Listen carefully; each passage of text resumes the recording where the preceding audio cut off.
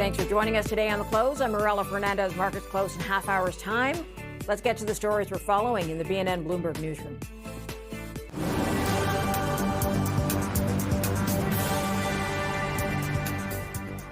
BCE laying off 690 non-union employees.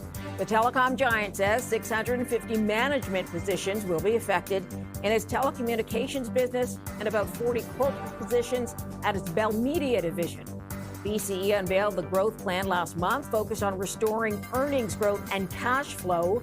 BCE is a parent company of BNN Bloomberg through its Bell Media division. Altus Group, a star performer in Toronto today. The company has announced plans that include $500 million worth of share buybacks and reviewing its non-core products and services for potential sale. Altus also plans to pursue a secondary dual listing in the U.S. market in 2027. It will maintain its listing on the Toronto Stock Exchange.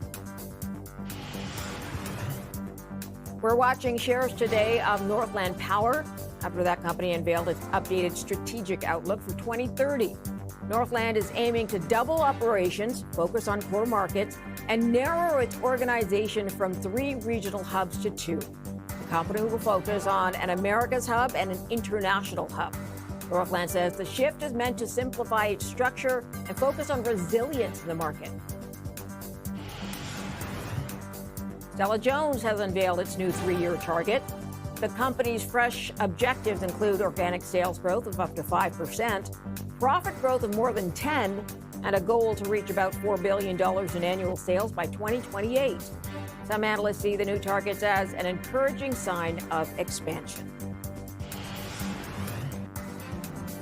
Here's where we are on the markets right now. The TSX Composite dropping another 268 points today. 30,010 is where it stands, down today about 0.9, almost a 4%. And in the U.S., the S&P 500 down 70 points. The Dow Jones 223 points down, about 0.5%. The Nasdaq losing 359 points, 1.6%.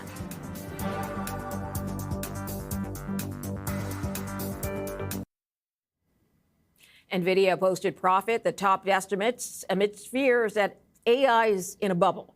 The CEO signaled that the $500 billion revenue target due in coming quarters may be bigger than anticipated, but still, the stock is down today. Here to talk about whether there is an AI bubble or whether those fears can be eased is Nathan Tuft, CIO at Manulife Investment Management. Thanks for joining us today. Great to be here. So NVIDIA got a bit of a bump right after reporting, but then started to fall today again. What does that tell you? I think it tells us a couple of things. I mean, for one, I think we see a lot of haves and have-nots in the market right now. This is a classic example where we had NVIDIA come out with very strong earnings, and they did beat expectations, and the numbers were already lofty to begin with. I think the reality is expectations were really high, and the market was expecting good numbers.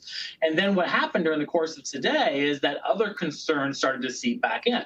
Some of the concerns around the idea of an AI bubble is still real. There is still concerns about overbuilding of data centers. And there's also some concerns about who's paying for all of this stuff coming from NVIDIA, as an example. And so there is still some underlying uncertainty. We're big believers that AI is a huge secular trend, but not everyone can win in AI. And right now, there's just a lot of players who had benefited over the last year. And now the market's being a bit more selective about who's going to be the winners, both from the perspective of enabling AI, as in the technology, but also the beneficiaries of AI in the longer term as it pertains to how do we actually get returns out of AI. And I think that's a big question mark in the market still. That being said, we know NVIDIA has done well. Its numbers back the growth that they expect. So do you think investors still see or have some concerns about NVIDIA itself following through?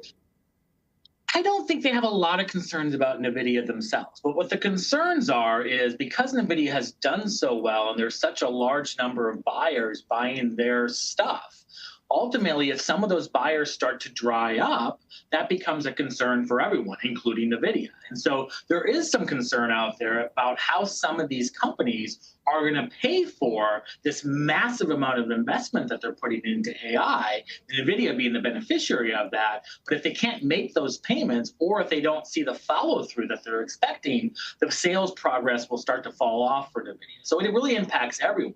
But NVIDIA themselves is a winner in this, and other tech companies that are benefiting from the build out of AI will continue to win. And the reality is, if you look at the earnings just purely by the numbers, they had a very strong quarter, and as have most tech companies this quarter. So this isn't a question about current profits. This is a question about the future and who will continue to pay for this massive investment. Do you see the weakness then as temporary?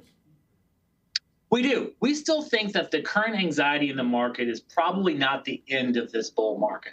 We ultimately think the market will start to heal a bit and see some more upside, particularly in some of these names that have been winning. And so going back to my earlier comment about the haves and the have-nots, the haves in this market will likely continue to drive the market forward. These are the companies that continue to earn very, very strong earnings. And there's a whole litany of those companies, tech being a classic example of that, and the Mag 7 being a big example of that. So ultimately, we think the market will find its footing, and we will see higher highs as the year progresses and into early next year. So it sounds like your Jess and investors are aligned, being more picky about the tech they're investing in. At this point, are you still interested in the big players? Are you moving more towards AI-related tech, or what's your focus? I think you got to be a bit more balanced. I think you do need to be a bit more choosy about where you want to play this AI theme. And I also think you need to start looking at what some of the longer term beneficiaries will be. So we're not saying you should be underweight the big names that have been benefiting from AI, because those names are likely going to continue to drive the overall earnings profiles that we're seeing within, let's say, the S&P 500 as an index. So those big names are still going to be big drivers of the market in our view. But at the same time, a lot of people are sitting on some very large weights and sizing in those names. And so we do think there's some prudence to recycle that back into other areas of the market where valuations aren't as stretched. And I'll give you an example. Healthcare stocks. Healthcare stocks actually have a long-term potential to really benefit from AI, but so far the market isn't really recognizing that. The market's appreciating the companies that are enabling AI, but they're not necessarily appreciating the companies that will benefit from AI. And healthcare is an example where the valuations are cheap, earnings expectations are respectable, but they could be long-term beneficiaries from AI, particularly when it comes to advancing drug development and improving diagnostics for individuals as they think about their healthcare needs. Are you also looking outside of North America these days? We are. Increasingly, we find that there's opportunities outside the U.S. Just as U.S. tech companies have been benefiting from the AI build-out, there's a lot of other companies outside the United States, some directly related to the U.S. names, but others that are more related to the AI build-out in other parts of the world, such as China. So just as the U.S. has big AI beneficiaries, there are names in China and Asia that are also big beneficiaries of AI build-out, not just within the U.S., but outside the U.S. So we do increasingly like names, particularly some names in Japan, as an example, Taiwan, South Korea. Some of these names have done very well, but we think they'll continue to do well because they are true beneficiaries of the global build-out of AI capabilities around the globe. All right, Nathan, I do have to leave there. I'm out of time, sir, but thanks for your time. Nathan Toft, CIO, Manulife Investment Management. Shares of Stella-Jones moving higher today after that company set some very ambitious growth targets for 2026 to 2028. We'll talk to the CEO in just a moment.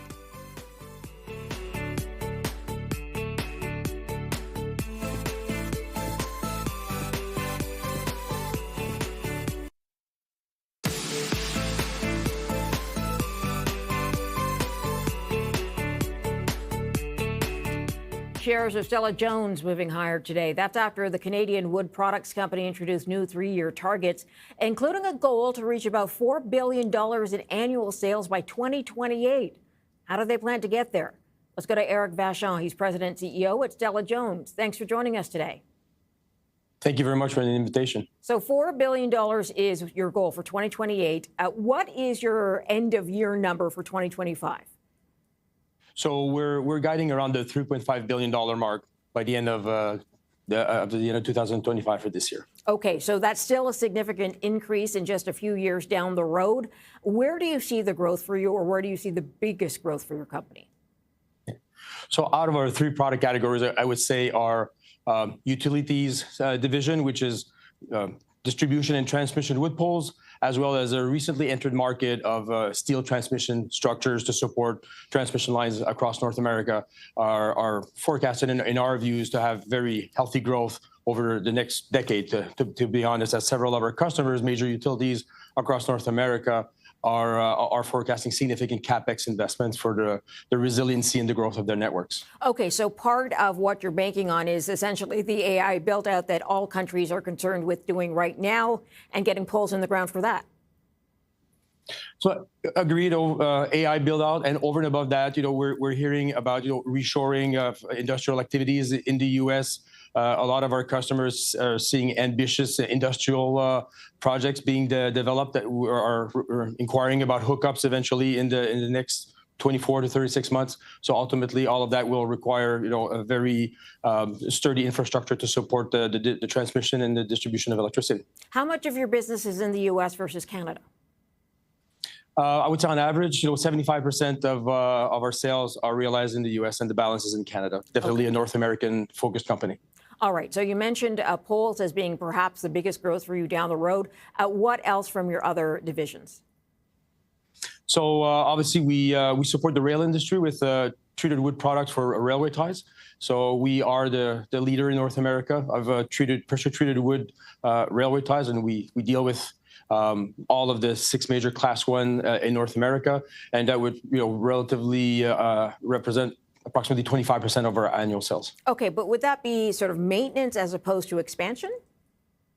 It's definitely a maintenance play. I would say for the last 2 decades, the industry as a whole has maintained between 18 and 20 million ties on an annual basis, and we have the capacity to do annually 10 million plus ties. But the demand off of our network will vary from year to year between, let's say, 8 and 10 million ties. You also are projecting that about half of your EBITDA will turn into free cash flow. What do you plan to do with that money? So it's a very great question. Thank you. That's definitely part of the strategy for our growth. So our growth CAGR on sales at a 4 to 5% rate is really on an organic basis. We do have an ambitious strategy to be able to expand into the transmission structure in the next 24, 36 months. And obviously, we'll need capital to do some M&A. And obviously, that growth will come over and above our organic growth of 4 to 5%.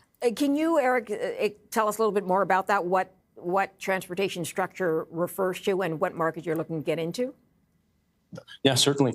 So last May, we entered the transmission steel business with an acquisition of Lockwall Industries located in Quebec. So they manufacture lattice steel structures. The addressable market for North America is about $1.5 billion in annual sales. And then, adjacent to that is tubular steel structures, which represent an addressable market of $3.5 billion in annual sales. And the team at Lockwall has some exposure, although a bit minimal, more smaller volume, but they do have exposure to that market. So they do have the knowledge and the know-how on how to manufacture these structures. So definitely there's an opportunity for us to grow organically and build some greenfield facilities, but also make some acquisitions here that we're definitely working on that strategy to be able to increase our exposure to transmission. I was going to ask you whether or not, considering the output you're looking at over the next number of years, whether you have to expand or whether you will be able to do that through acquisition. Yeah, so it's a two-prong approach. So the lattice industry is, for the U.S. in particular, is served by foreign suppliers, either Canada or offshore. There are very little or non-existent footprints for lattice manufacturing in the U.S. So in that case, it would indeed be a greenfield project.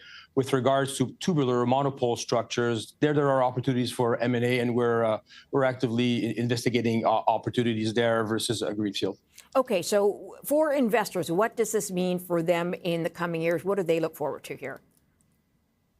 Well, ideally, we definitely need to execute on the strategy and the plan we put forward today. And we do have the team and a strong game plan to be able to execute on that. I would say to shareholders to stay tuned on dynamics in the transmission and distribution market, capital and capex investments from our customers. So we're definitely exposed to that as a leader in North America, and obviously pay attention to our upcoming acquisition announcements. And if by any chance we would see delays in those projects, then we could definitely fall back on a share buyback program that we've reinitiated here a few weeks ago. So we could definitely deploy free cash flow if needed towards the share buybacks. But definitely our priority is to expand our operational footprint in North America. You mentioned that in transportation, the competition would come from outside of North America, I guess, for the U.S. But what about your other competitors at this point? Where do you guys stand? Could you please clarify when you say our other competitors? Sure. You mean in your space for railroad ties and poles, for example? Who is the competition for you, and where are you in that structure compared to your rivals? So I guess our closest comparable peer in the public markets would be a company called Koppers Holdings. So they're listed on the New York Stock Exchange.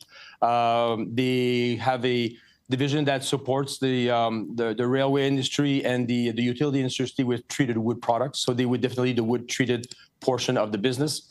On the lattice steel business, obviously there's no, as I mentioned, there's no competitors in the U.S. However, there are one or two manufacturers in Canada, and I would say we're probably the leading company in North America for lattice manufacturing. The other lattice manufacturers, the competition would be located in Turkey and India in most part. Interesting. All right. Eric Vachon, I have to leave it there. So thank you for your time. I appreciate you joining us on The Close today. Thank you. Have a great afternoon. You too. So Walmart stock surging today. That company announced it's raising its full forecast for the year. More in a moment.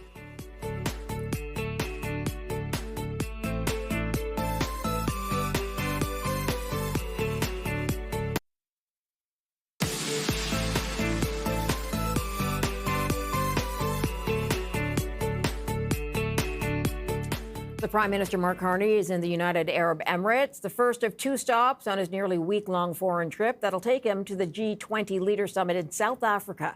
CTV's Rachel Aiello traveling with the Prime Minister and has the latest on an effort to diversify the Canadian economy.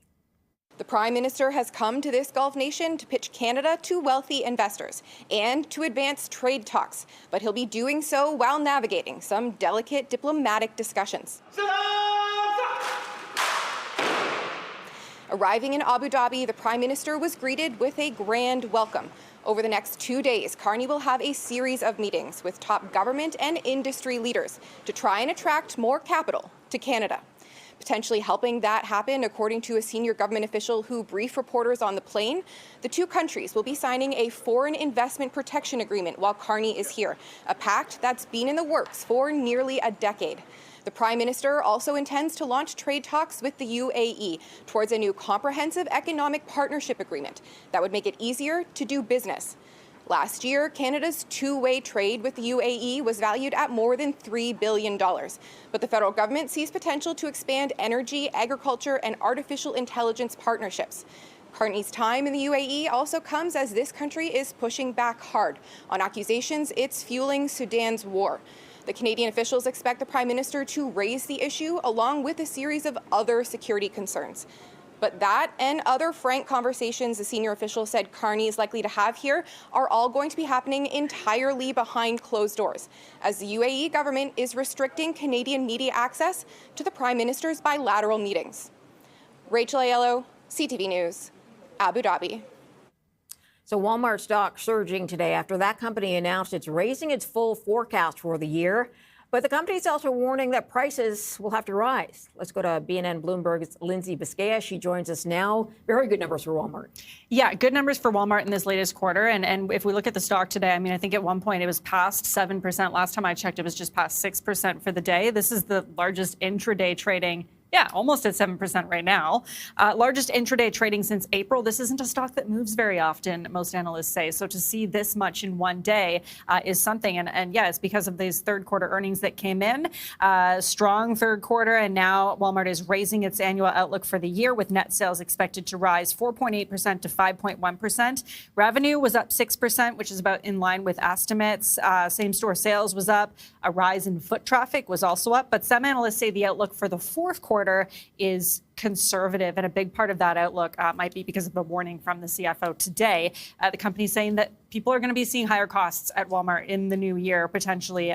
This time around, prices rose 1%, but this is because of tariffs, of course, and Walmart, like so many other companies, has been absorbing the cost of tariffs for customers, working with suppliers to try to keep costs low, sourcing from different places if they can find better prices. But the costs are going up weekly as inventory runs out and Walmart starts to restock with things that are, the tariff prices and the tariffs have been factored into the final price.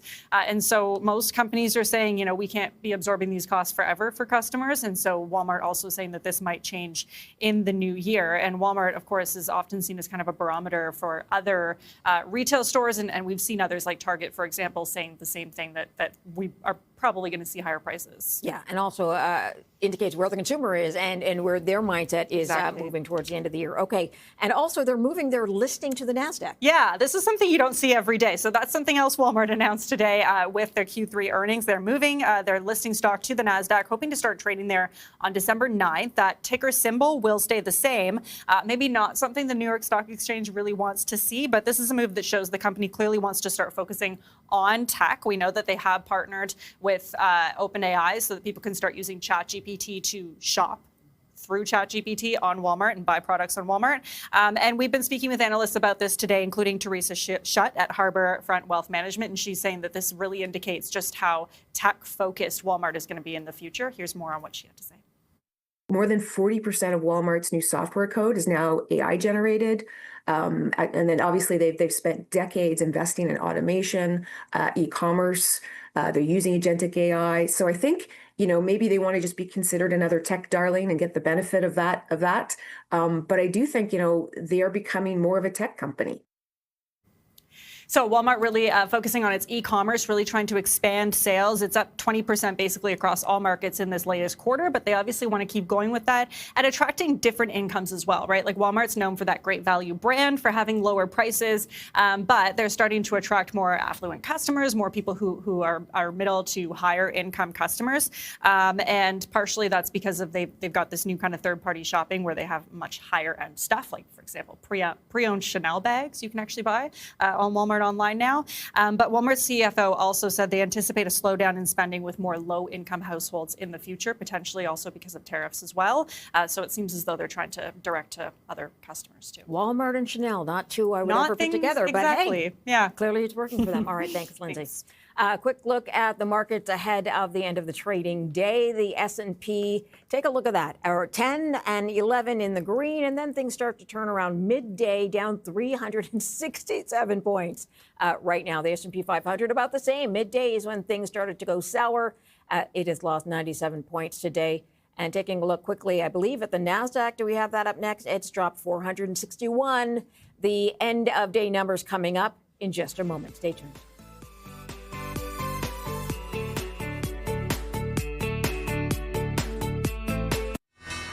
Here are the closing bells for the end of the trading day.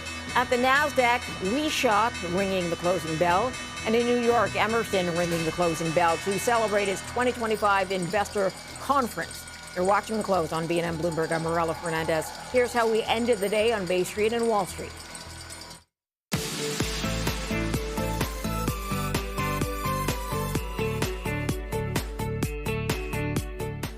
Markets deep in the red today with the TSX Composite changing midday to head down, dropping 371 points by end of day, down over 1%. The S&P 500 losing 103 points, down 1.6%.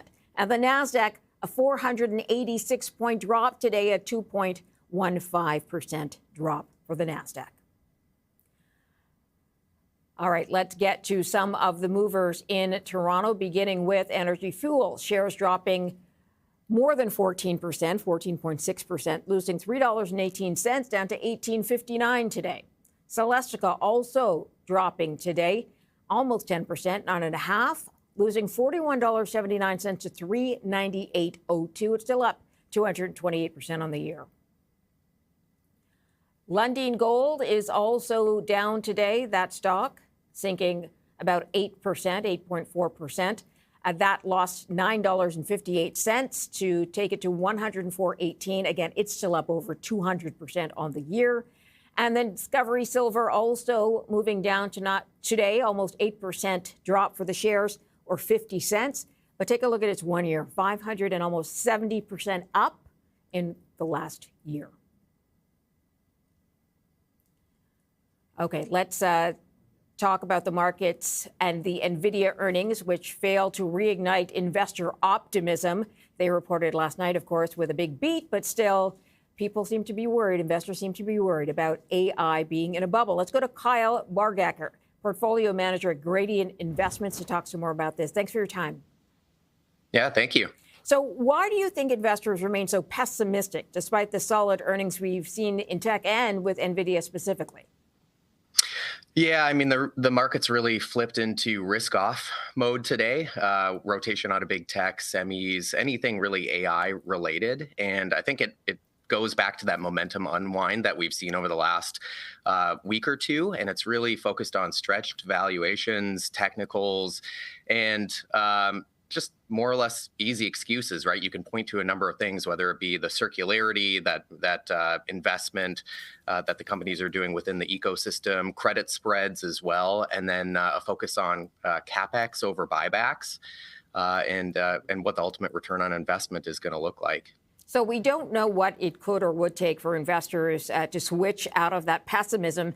Many thought the NVIDIA report would do it. But do you think there's something else feeding into this, or do you think it's just those same old concerns that you have mentioned?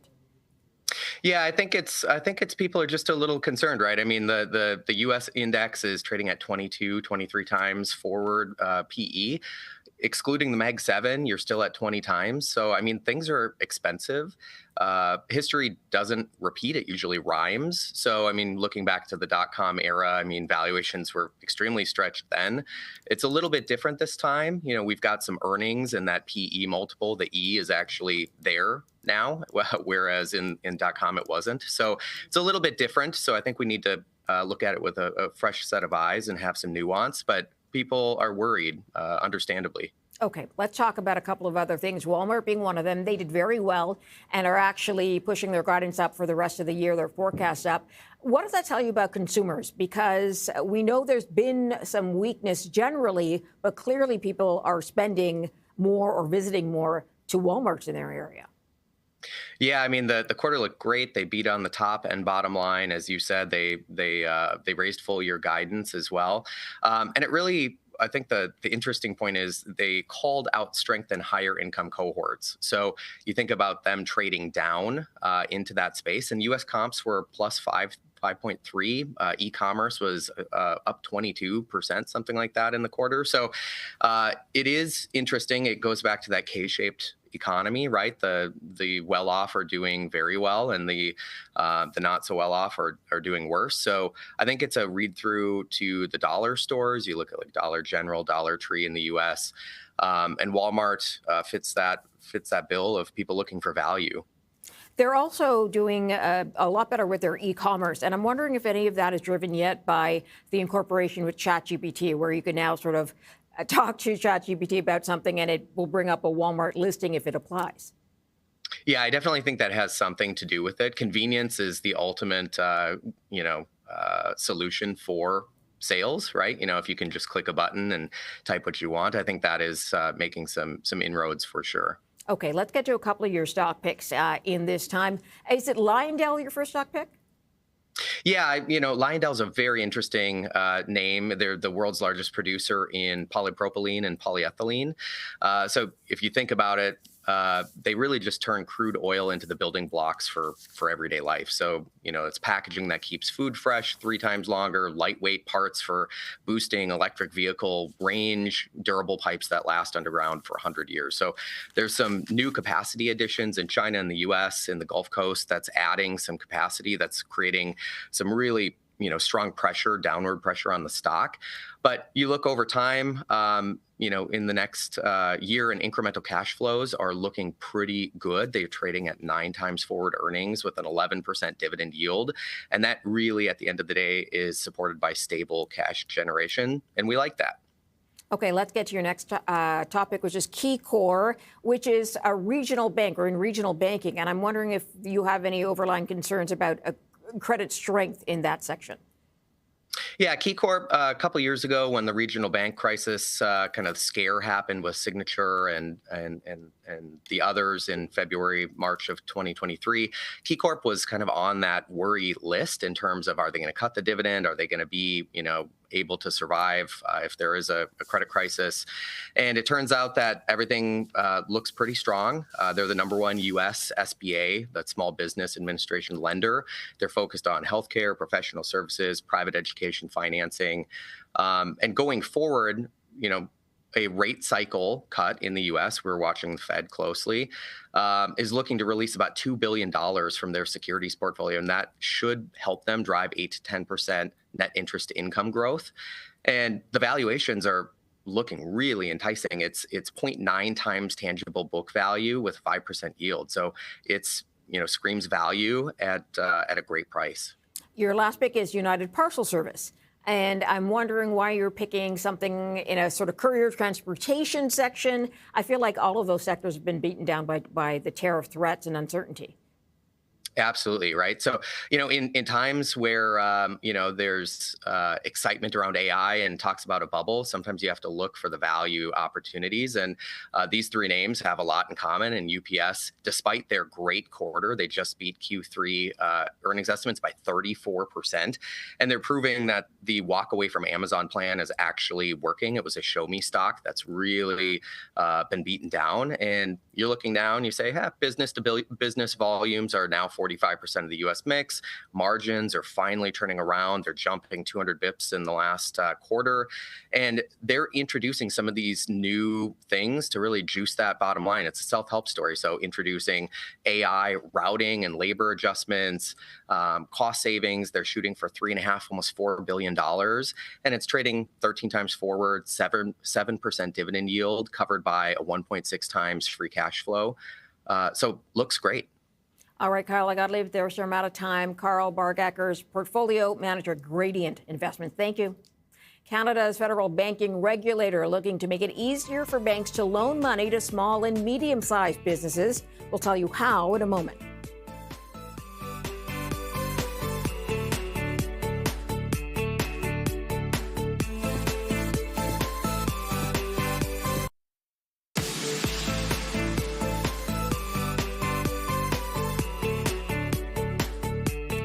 Canada's federal banking regulator looking to make it easier for banks to loan money to small and medium-sized businesses, launching a consultation on proposed changes to capital requirements for credit risk. So let's go to Bloomberg's Christine Dobby. She's on the story today and joins us now. Christine, can you explain a little bit more about what this consultation process will look like, a little more in detail?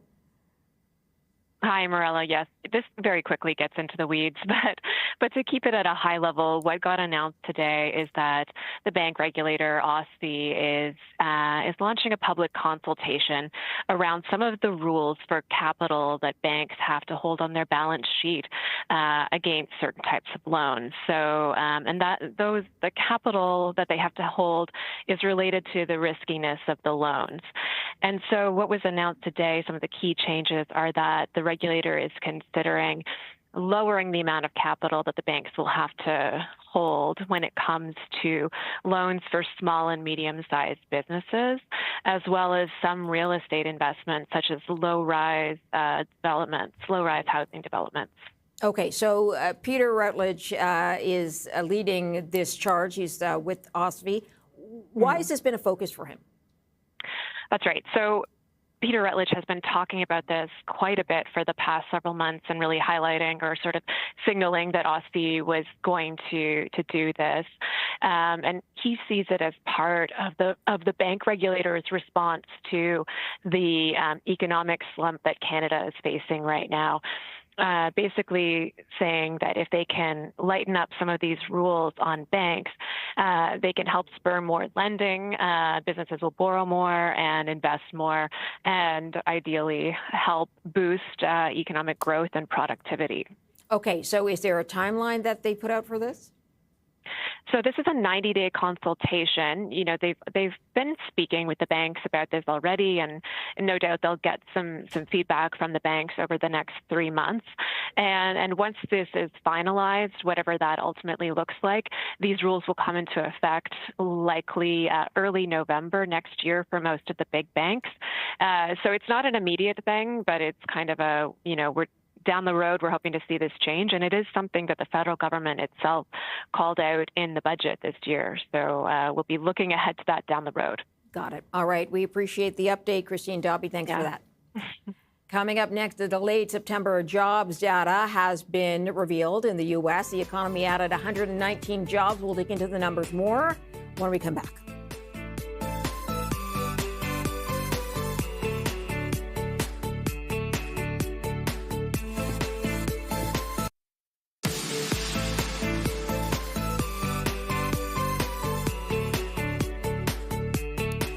The U.S. economy added 119,000 jobs in September. The delayed data released today.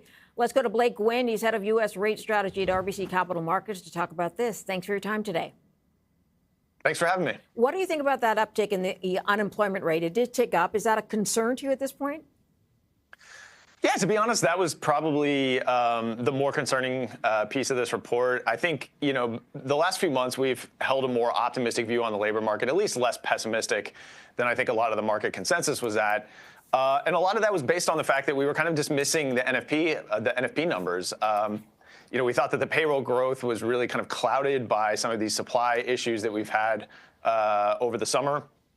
And really focusing more on that unemployment rate, and particularly the kind of permanent job losers category inside of that unemployment rate. So to see both of those things kind of tick up this month, you know, that is kind of meaningful to us. And I think that's a little bit more worrying, I think, than anything we saw over the summer. Because, again, we were a bit more dismissive of those low payroll prints that we were seeing over the summer. What were the supply issues that you factored in here? Really immigration, and also immigration policies from the administration, and also a large amount of retirements. So people kind of coming out of that labor force, which, you know, does put downward pressure on payrolls, but doesn't necessarily represent a you know, growing slack in the labor market. So the key sectors that seem to be affected align with tariffs, right? Manufacturing, transportation, warehousing. Do you see this then as a direct result of tariffs? Well, I would say, you know, immigration policy, tariff policy, definitely you could see some fingerprints in some of the large revisions that we had, large negative revisions that we had in payrolls over the summer, some of the places that have seen kind of slowing growth. Government's another one. You know, we've seen government, the growth in government payrolls basically flatline, come down a bit.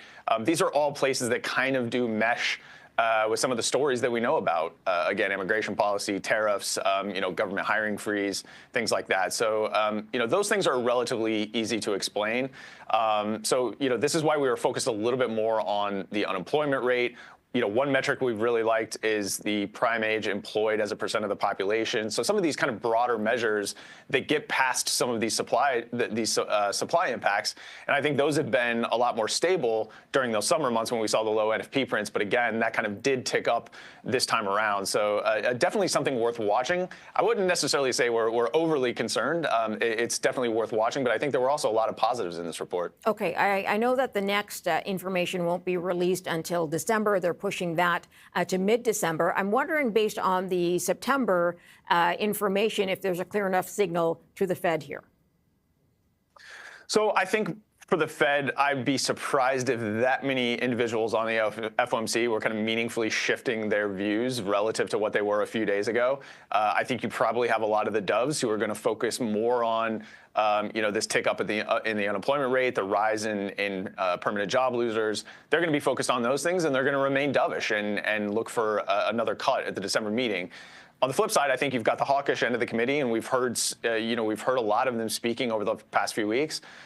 You know, I think their issues and their fears are largely the same, which is they are putting a lot more weight on the inflation side of the mandate, and looking at the fact that we're 1% away, depending on the metric you look at, but we're roughly 1% away on a lot of these core inflation metrics from their target. And that gap seems to be getting worse. So I think they're more focused on that. They would also probably point to the fact that after two subsequent, you know, 25 basis point cuts, you know, it probably is prudent to take a pause and really see how things develop develop. You mentioned we did get September data, but we have backlog data that's not going to come until after the December FOMC meeting. So I think there's probably a desire among the hawks and even perhaps some more towards the center of the committee to take December off. You heard Powell say when the road's foggy, you drive slow. Take December off, you get all this backlog data, get a better view of things, and I think you're pretty well positioned in January and maybe even the March meeting to either resume cutting or to hold off for even longer. So with the delay of data, what does that leave for the Fed to evaluate ahead of making an announcement? So I do think one thing they're going to be very focused on is anecdotal data. We've heard some of the Fed speakers have been focused on anecdotal reports. And I do think just generally, even aside from the shutdown, when you're at turning points in the cycle, a lot of times this anecdotal reports that, they're hearing from business leaders in their districts, a lot of that can be quicker to pick up on turning points. And so, I do think we get the Beige Book next week. That'll come out, I believe, on Wednesday. That could be a very important factor. We've heard Powell and others kind of mentioning the Beige Book as a meaningful input right now. That is a little bit more difficult for markets to parse. It's a very large, dense document. It's not as neat and tidy as a number flashing on a screen as either a beat or a miss. So it is a little bit more dense, a little bit more difficult to interpret and to get through. But I think that's going to be perhaps even more important in informing what the Fed's going to do at the December meeting than today's labor data. Okay, because we're absent the data and because, the Fed won't have that, do you foresee if they hold in December a cut in January, or can you not sort of take an educated guess on that at this point? No, I see a cut, or I see a skip in December. We've long been in the skip camp, so we've been calling for that December skip for a while. We definitely lean towards the more hawkish viewpoints that you hear from FOMC participants, a little bit more worried about the inflation side, think that inflation risks, think that the labor market risks are perhaps a bit overblown. The labor market is cooling and they need to keep a close eye on it. But we also think that, each subsequent hike, when you're in risk management mode, each subsequent 25 basis point hike, the bar gets a little bit higher and higher. So, that's kind of how we're viewing things. They've already cut twice. You get to the December meeting, the bar is higher than it was in September or October. And if you're not seeing signs that the labor market is really rolling over, or the deterioration is kind of accelerating, if it's just remaining sluggish, I don't think that's enough anymore. So I do think they skip in December. I think they still skip in December. January, we have 2 cuts next year. So, whether that comes in January, March, or, maybe January and May, we do think they cut 2 more times next year. All right, Blake, got to leave it there, sir. Thanks for your time. Blake Wynn, head of U.S. Rate Strategy, RBC Capital Markets. Coming up, the Bank of Canada's deputy governor says we are in a vicious cycle of weak productivity. More on that in a moment.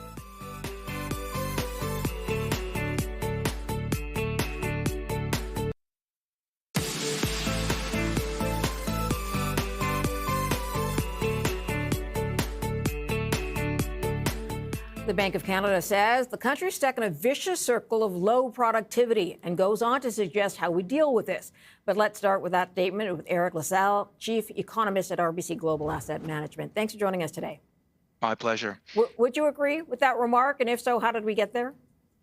Certainly, Canada has a big productivity problem. I think that's beyond dispute. It's been underperforming the U.S. for decades. It's been underperforming peers in recent decades, and it really just haven't moved forward very much in recent years. So there is absolutely a productivity problem. I think you hear it described a little bit less frequently as a vicious circle, but it is in the sense that when productivity growth is low, it just means that money isn't flowing into your and my pockets and into the government coffers and so on. And so there's a limited ability to reinvest. The government has trouble affording the infrastructure and the other things that would make us even more productive in the future. And so something is really being limited there. And the consequences, of course, extend to just the financial well-being of Canadians. But equally, the central bank takes an interest, not just because that's of a societal interest, but also because, as an example, you can run an economy hotter, it can run faster without inflation overheating when you have good productivity growth. And the Bank of Canada would love that. They could keep interest rates lower and so on. And that's just not been possible in recent years. And indeed in recent decades. Okay, we've heard lots of business organizations and business leaders say the red tape in Canada is far too thick, and this process to get anything done takes far too long. How big of a problem is this to the productivity issue we speak of? I think it is a multifaceted issue. And so the Bank of Canada did raise a number of very valid points. And they did start with, as you mentioned, the regulatory environment. And I think we often leap to tax rates. And I'm sure, there is improvement possible on the tax rate front. But the more acute element is that red tape and just the fact that it's so difficult to make that next investment or to engage in that next project. And of course, we've seen some efforts in the recent budget perhaps to start to ameliorate that. But probably that's the bigger issue even than tax rates and that sort of thing. Beyond that, though, Bank of Canada also flagged a lot of sectors in Canada are quite concentrated. And so you look at telecom or financial services or some others, and it's just not very many large incumbents, and it's hard for smaller businesses to get in. They also mentioned too many small businesses, not in the sense that small businesses are bad, but in the sense that there aren't enough of them that are then getting big and attaining scale. And so some related to the structure of the economy as well. I would add some other things. I would say, to me, it's even broader than that. I think there is just a culture of risk aversion and perhaps a bit of complacency in general. I think it's fair to say that Canada does have a probably somewhat just challenging economic structure. It's just a big country. It's not a big population. There's not a high level of scale. There's been a lot of money in recent decades that's gone into housing because housing has been so expensive that might have been better, more productively deployed in other directions. Research shows that expensive housing markets tend to be low productivity environments, and Canada's suffering from a bit of that. And we have things like seasonal industries and fisheries and so on, where it's hard to deploy workers efficiently right across the year. And so it is a real mix of things. The challenge is there are so many things that you could fix. The opportunity is you just start whittling away on any of a number of fronts. And I do think we're starting to see a little bit of that, at least. Okay, you referred to the budget. Is the Major Projects Office going to help with at least some of that? I think you can argue it should help. And so what's interesting to me about that budget is it actually includes surprisingly little government CapEx. And so that would be sort of one thing you would look for. It certainly goes up. There is a material amount, but it doesn't go up by as much as people might think. The bigger push there seems to be in the bill passed over the summer, which simply reduces that red tape for big projects. The Major Projects Office, as you say, that's, I suppose, meant to help usher big projects forward. They did do some accelerated depreciation that functionally does make it more attractive to invest in capital. So I think there is important progress happening there. I would say don't underestimate some other things. As an example, Canada had that big immigration surge, and it seemed to, just because it was so incredibly powerful all at once, it did seem to dim Canadian productivity. And so as that has faded, there is some opportunity perhaps to get that going a little bit again. The pandemic probably did some distortions as well. And as we see people returning to the office more, the research would seem to suggest there might be a little bit of a productivity pickup that comes from that. I think we're crossing our fingers that perhaps a USMCA trade deal can get done at some point over the next 6 months or so, and that can remove a pretty significant source of uncertainty that's perhaps been prompting businesses to sit on their hands as well. And as I said, the government taking some steps too. And so I think we can talk about productivity growth picking up somewhat in Canada, but I really wouldn't want to downplay one last thing, which is businesses themselves have been quite complacent. You look at measures of CapEx per worker in Canada, they are at best about half what the U.S. equivalent level is. And you might think, well, they've got the big tech sector. We don't have that. Maybe there's some sectoral distortions. We've actually done research controlling for sectors, and it's even worse. Canadian businesses just are not investing on that basis. They're not doing research and development. You can pin some of the blame back to the tax rates and a few other things, but I do think there is sort of a failure to think big on the part of Canadian businesses as well, and that's an open question whether we can get that fixed. Will AI be able to help us get out of the cycle at all? I think so. And so that's the big question globally at this point. Is that the next general purpose technology that can be a tailwind for global prosperity? It's certainly not unique to Canada. We are penciling in faster productivity growth over the next few decades right around the world from AI. We don't know how much we should be penciling in. It could be a little bit. It could be a profound thing that just upends the world, and that's not clear. I would say, of course, that also brings with it potential complications. And one of the questions is the extent to which labor might be somewhat displaced by this extra AI and whether that creates a different set of headaches for the government to deal with. All right, Eric, I'm going to leave it there. I'm out of time, but appreciate your time. Thanks for that. Thank you. Coming up, after 36 years, David Chilton has released a new edition of The Wealthy Barber. More in a moment.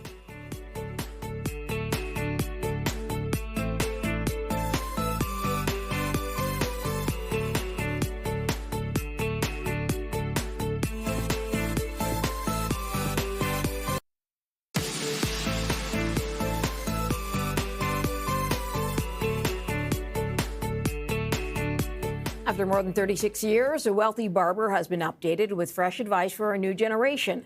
The first edition was published in 1989, well before NVIDIA, AI, or even TFSAs came on the scene. We sat down with David Chilton, author of The Wealthy Barber. That took me 16 months. I was saying off air, it actually took me longer to do the full rewrite than to write the original because, of course, at that point there was RSPs. Now there's TFSAs. Now there's FHSAs. And not just teaching people what they are and their subtle nuances, but how do you prioritize? Most young Canadians certainly can't do it all. So which path do you take to optimize your situation, et cetera? And so it was tough. And then my writing process is very unusual. I keep sending out the pages to people in the target demographic, garnering their feedback, incorporating it into version 2, version 3, version 4. Seems like a good idea. I think it results in a better product, but it is overwhelming. And I'm old. Well, that's what I was going to say. What's it like old. talking to them? 36 years ago, you were in the age group. Now you're talking to them and getting their responses. What was that like? What was their reaction? It was interesting. One of the reasons I came back with the book was my kids are in the target demographic age, as are all their friends. And then, of course, my friends' kids are. And so you're constantly getting asked questions. You're seeing the mistakes they're making. And I thought, good time to bring the book back. The format obviously resonates.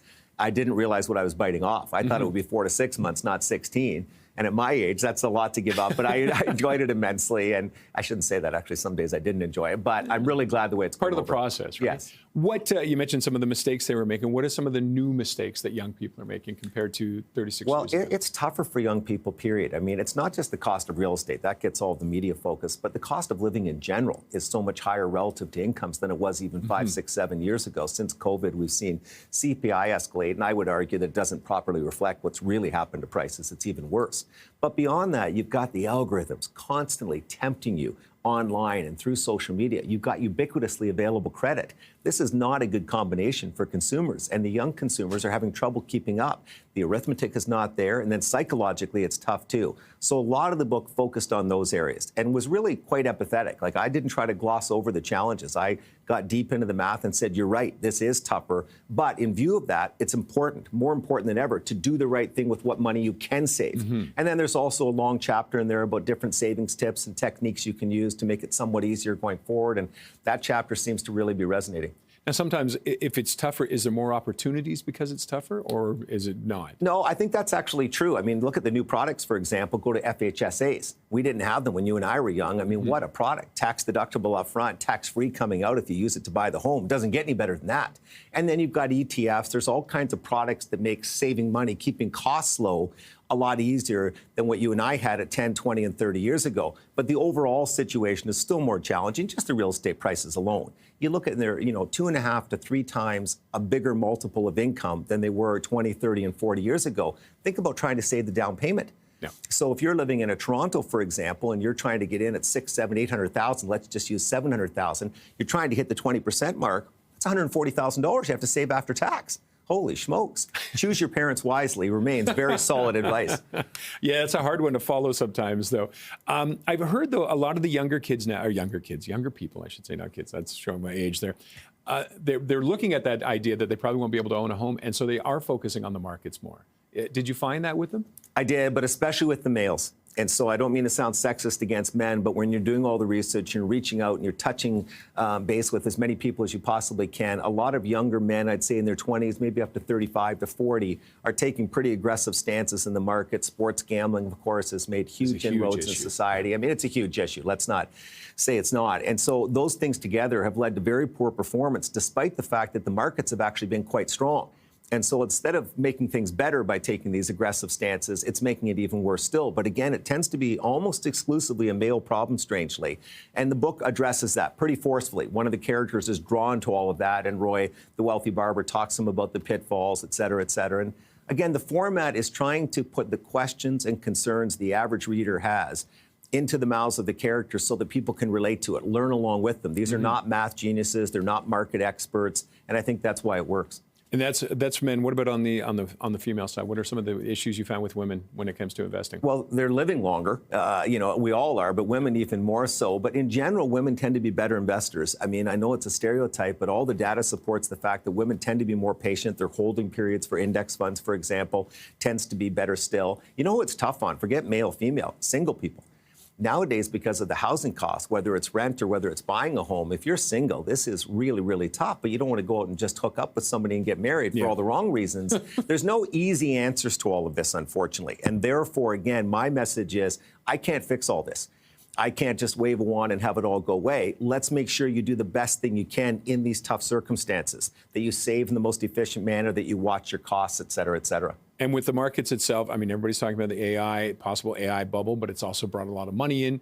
What are you telling them? What do they do with that? Well, again, my message has always been don't pay a lot of attention to the day-to-day. I like BNN, but my message to people is don't get too caught up in the noise and the news because you can't harness it productively. For the most part, you're buying monthly, you're buying index funds, you're focusing 20 to 30 years out. It's funny, when I was writing the preface to the book, one of my colleagues, one of my friends sent me a text and said, Dave, I love the draft, but what happens if AI takes over and wipes out all of our jobs? What position would you take then? And I said fetal. Because, again, I don't have a magical answer to that one. If we end up with 20 to 30% unemployment rates, it's going to be horrible for not just those people, but society as a whole. So where this heads in the next 5 to 10 years is going to be fascinating. And frankly, it's quite intimidating for all of us. Okay, and now just talking about AI, staying with AI, ChatGPT, people are turning to that for all kinds of answers. Why go for the book over that? Well, it's a good question. Number one, ChatGPT is not there yet. So I can tell all of your viewers, do not ask specific financial questions, especially if you're plugging in math and asking for that type of thing. Some of what comes back is very good, but there are many mistakes, sometimes significant ones. You still need an advisor. You still need to research this on your own. But I think the big message is the book tries to make this more comfortable for people. It's the old-fashioned, a spoonful of sugar helps the medicine go down. And again, you can relate to all the characters. It's just more palatable, a less intimidating way to get the information than using the ChatGPT or any of the other LLMs. Okay, one last thing, one quick piece of advice. First thing that you would recommend young people do. Yeah, I'm still the wealthy barber. It's got to be, well, no, it's got to be pay yourself first. I mean, I haven't deviated from that one central message, but I've shown people better ways to do it, more effective ways to get at it. But pay yourself first. One more, I love spending summaries. I did not do a good job in the original version of highlighting the importance of chronicling your spending and learning from those habits. Do that for sure. David Chilton, author of The Wealthy Barber. Coming up after the break, we'll hear from a personal finance expert on a new report that highlights how different generations are getting ready for retirement. Back in a moment.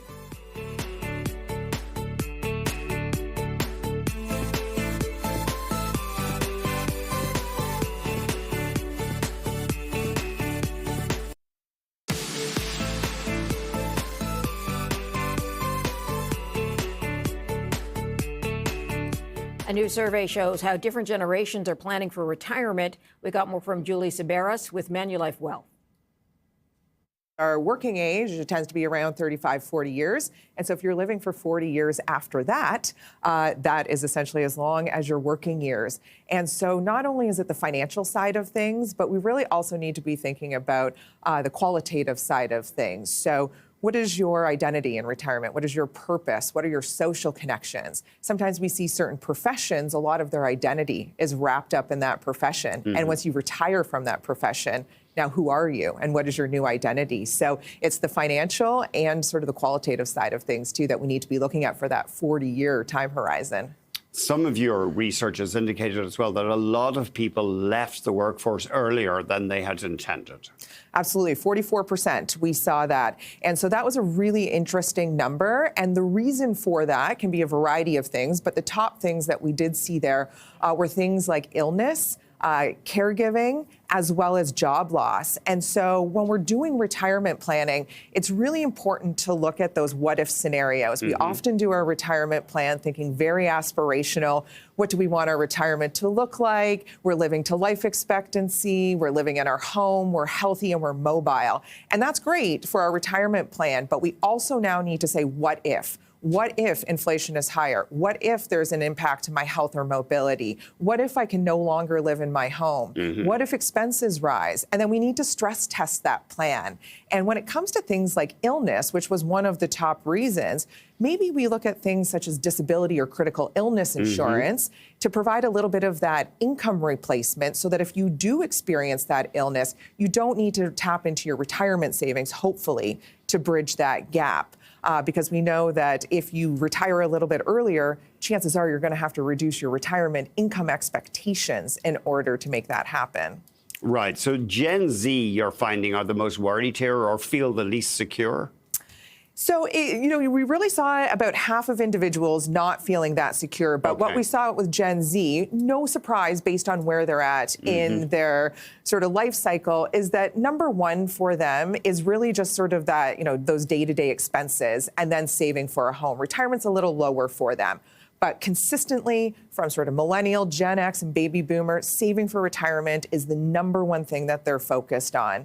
And, some sort of in better position than others. What was a little surprising to me is that what we saw with the Gen Xers, so this is going to be your individuals who are 44 to 58, about 1/3 of them have less than $50,000 saved for retirement. So less than 50. Less than 50,000, 1/3 of them. So again, this is the age group of 44 to 57. Some of these are really on that cusp of retirement and close to that age where we were seeing that people were retiring early. So they're probably not on track to retirement if they have less than $50,000 saved.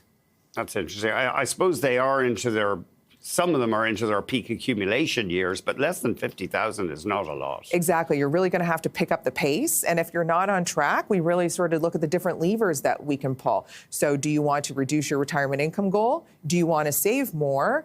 Or do you want to push out your retirement age? But those people that were forced to retire early, there's only one lever they can pull, which is reducing your retirement age or retirement income goal. You can't push it out and you can't save more at that point in time. So you really want to be taking a look at that retirement plan and, again, testing it for those what-if scenarios. What if things don't go according to plan, which we know in life, not everything goes according to plan. What about the boomers? Can you generalize about them? I was actually really surprised to see the amount that they were concerned about debt. It was quite consistent with the other generations, which is around half, because generally in financial planning, we don't want people to be going into retirement with debt. We don't want them to be going into retirement, ideally, with a mortgage. And so just seeing their concern around debt was quite surprising to me. And this is also the generation that's done quite well in real estate and able to build equity in their homes. So that part was surprising to me. Julie Sabaris is head of wealth planning practice management with Manulife Wealth. Time for hot picks, and we zeroed in on 3 plays in basic materials. We were joined by Seth Goldstein, senior equity analyst, Morningstar Research. Albemarle is top pick. He said the company should benefit from rising lithium prices. We still think there's a lot of upside, despite the fact that the stock has seen a pretty large rally from its recent 52-week low. And the rally's been driven by rising lithium prices. So since about the middle of the year, since early July, we've seen lithium spot prices in Asia, the largest battery market, start to rise. And while we still think they have much further to go, the rise has been enough for Albemarle to start improving its results. So when they released their third quarter earnings, we saw the company did see lower lithium prices, but they had lower unit production costs, which drove profit growth, and they generated positive free cash flow. And that is a sign that Albemarle is a low-cost producer. We have a narrow moat rating on the name because of its low-cost lithium assets. And so we think they can get through the bottom. And as prices continue to rise, they'll be one of the largest beneficiary as we see lithium demand growing faster than supply over the next coming years. Partly because of electric vehicles and I guess large-scale energy storage, too.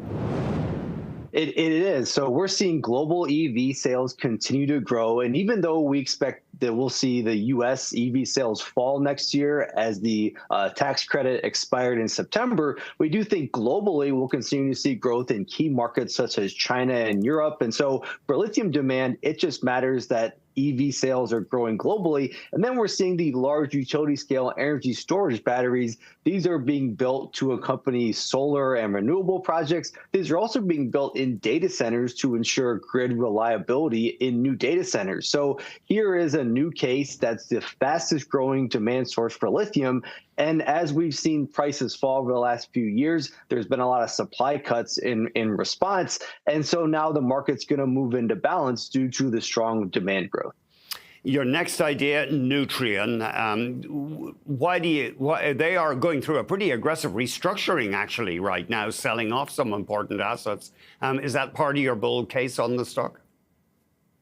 It is. We value Nutrien at $70 for the U.S. shares, and so we see a good upside to the current levels. And we think Nutrien's management is running the business very well. We like to focus on free cash flow generation. We like to move to divest retail assets and smaller businesses, smaller fertilizer mines in South America, where they tried to expand in that market to take advantage of demand growth from farmers, but they realized the returns weren't quite there. It wasn't as good of an investment as their expansions and their North American assets, both on the retail and fertilizer side. And so we credit management with being willing to walk away, divest assets, and put the cash flow either to share repurchases or to better investment projects in North America. So the company is underway divesting some South American assets. They're also reviewing their phosphate business, which has been one of the smallest businesses for Nutrien since the company was created years ago.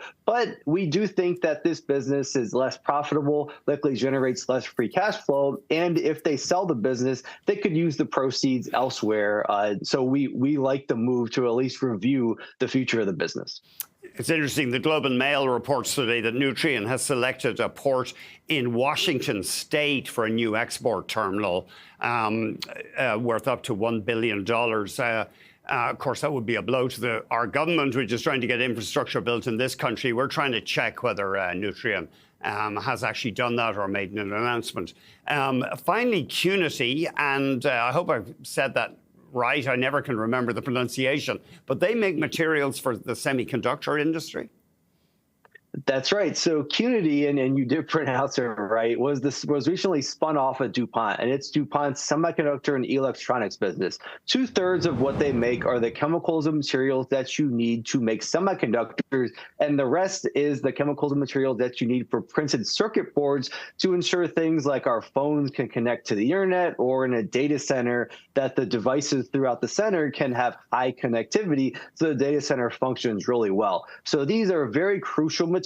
As we see globally, more data centers will be built out, phones will need increased connectivity over time, and we're going to see the need for more semiconductors and more powerful semiconductors. So we value Qnity at about $100 a share, so we see good upside to the name, and we think they are one of the leaders in these advanced materials and chemistries needed to support this demand growth, to support more smaller, more powerful chips, which do require better chemicals and better materials over time. So we think this is a good long-term growth, a good way to invest in rising semiconductor demand and increased connectivity over the years. It is amazing the level of technology that the chip people are reaching right now, the tiny scales that they're operating at. It really is. And TSMC is going to come out with transistors that are just 2 nanometers large, which continues to get smaller and smaller and more powerful over time, which makes our phones work better, allow us to do more as consumers. We ultimately get the benefit, even if we will be paying up for our future phones. But for a company like Qnity, they are working hand in hand with companies like TSMC and Intel to ensure that they can produce these chips and do so at good yields. Seth Goldstein is Senior Equity Analyst at Morningstar Research. Here's how we ended the day today. The TSX Composite dropping 371 points, over 1%. You can see it started to change midday, literally around noon, starting off in the green and then sinking right after that. So again, North American markets in the red today. A quick look at the S&P 500. Along those same lines, started off green, and then midday, things started to turn. 103-point drop for the S&P 500, down 1.6%. Moving on to the NASDAQ, it dropped 486 points, so a 2% plus drop, ending the day at 22,078. And a quick look at NVIDIA, which reported earnings, or Walmart first reported earnings today, and they actually beat and did quite well. Higher end consumers are turning towards Walmart now to buy things on sale and discounted sale. So Walmart did well on earnings, moving up today 6.5%. So a gain of $6.50 to $107.11. Quick look at NVIDIA, if we can do that. NVIDIA reported last night and beat expectations, projecting well into next year, continued growth. And investors liked it in the morning, didn't like it so much in the afternoon. Stocks down today, $5.88 a drop of 3% plus. Thanks for joining us today on The Close. We'll see you back here again tomorrow.